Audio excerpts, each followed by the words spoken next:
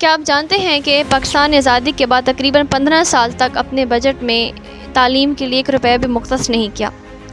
ریاست پاکستان نے ابتدائی دہائیوں میں تعلیم کے شعبے میں اس قدر لاپرواہی برتی کہ حسین حقانی اپنی کتاب ری امیجننگ آف پاکستان میں لکھتے ہیں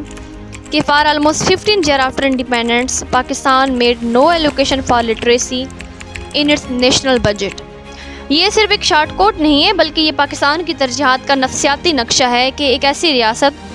جس نے خود کو دفاع پسند، شناختی بنیادوں اور سیاسی آنکھوں کی دھول تلے تعمیر کیا اور تعلیم کو ہمیشہ آخر میں رکھا۔ اگر ہم پاکستان کے تعلیمی بجٹ کی بات کریں تو پاکستان نے مالی سال 2023-24 میں تعلیم پر صرف 1.5% GDP کا خرچ کیا،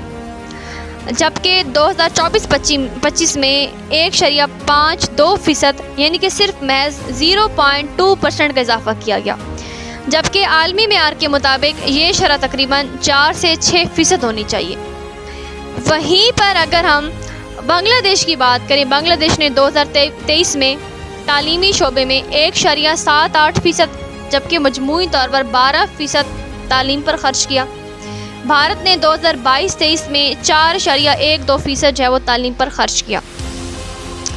اس وقت ہماری جامعات کی موجودہ صورتحال یہ ہے کہ بہاؤالدین ذکری یونیورسٹی ملتان میں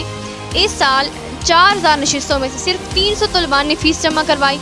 اور کچھ نے واپس لینے کی درخواست کی۔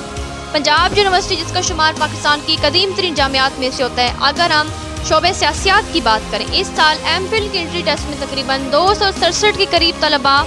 اپیئر ہوئے، جس میں سے 65 کے قریب طلباء نے ٹیسٹ پاس کیا، جبکہ جامعہ کی طرف سے صرف 7 سیٹیں الوکیٹ کی گئیں۔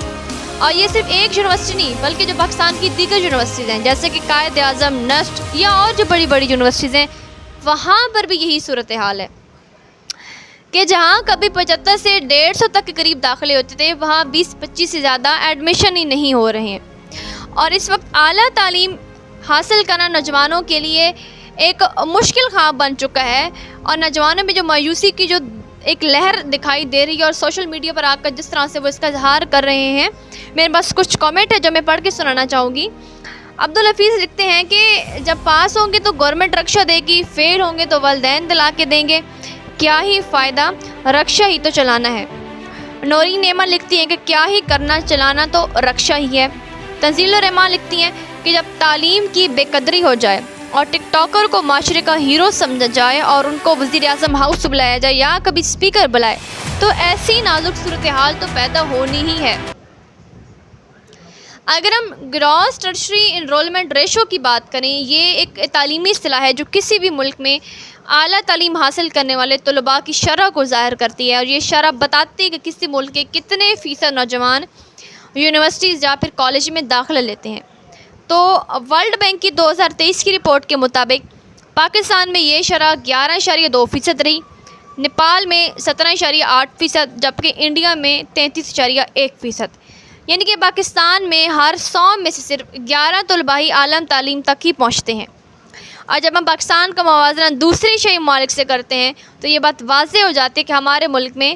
کہاں تعلیم کے دروازے کھلنے ہیں اور کہاں بند ہیں۔ صرف چند ایک خوش قسمت طلباء کو ہی داخلہ دیا جاتا ہے، اور اس کے پیچھے مختلف وجوہات ہیں۔ ایک تو یہ کہ یونیورسٹیز کے پاس اتنا فنڈ ہی نہیں ہوتا ہے کہ وہ اس کو خرچ کر سکیں، جدید لیبارٹریز نہیں ہیں، جدید لائبریریاں نہیں ہیں ان کے پاس، اس کے علاوہ جو ہے سپروائزر ہی نہیں ہوتے ہیں کہ جو بچوں کو آگے جو ہے وہ لیڈ کر سکیں۔ حکومت کی ناقص پالیسیوں اور یونیورسٹیوں کی بالخصوص ناقص انتظامی پالیسیوں کی وجہ سے نوجوانوں کو شدید مشکلات کا سامنا ہے۔ اور اگر ہم لٹریسی ریٹ کی بات کریں پاکستان میں تو آلریڈی 58 سے 60%، 40% ہماری آبادی ایسی ہے جو لکھنا پڑھنا ہی نہیں جانتی۔ اور اگر ہم جینڈر گیپ اس کا نکالیں تو 48.2% خواتین ایسی ہیں پاکستان میں جو لکھنا پڑھنا ہی نہیں جانتی ہیں۔ بنگلہ دیش کا لٹریسی ریٹ 75.6% ہے، نیپال کا 77.4%، جبکہ سری لنکا کا 92% ہے۔ نیلسن منڈیلا کا یہ کہنا تھا کہ education is a most powerful weapon which you can use to change the world.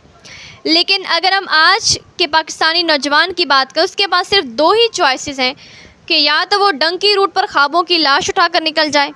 یا پھر CSS کی ویگو ڈالے میں سوار ہونے کا خواب دیکھیں۔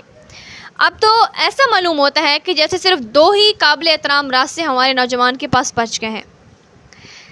ہم نے تعلیم کو اشرافیہ کا زیور اور غریب کے لیے آزمائش کا ایک ایسا کھیل بنا دیا ہے۔ علم اب خواب نہیں رہا، بلکہ یوں لگتا ہے کہ امتحان کا ایک ایسا ہنٹر ہے جو ہر اس طالب علم کی پیٹھ پر لگایا جا رہا ہے جو بھی سسٹم کو چیلنج کرتا ہے۔ حکومت کو اور ہماری جو بڑی بڑی یونیورسٹیز ہیں ان کو چاہیے کہ وہ اپنی پالیسیز میں اصلاحات لے کر آئیں، ریفارمز لے کر آئیں، نوجوانوں کے لیے زیادہ سے زیادہ آسانیاں پیدا کریں، اور اعلیٰ تعلیم خاص طور پہ یہ جو ہماری ریسرچ ڈگریز ہیں ان کو زیادہ سے زیادہ جو پروموٹ کیا جائے، وہاں پر زیادہ سے زیادہ جو ہے وہ طلباء کے لیے آسانیاں پیدا کی جائیں۔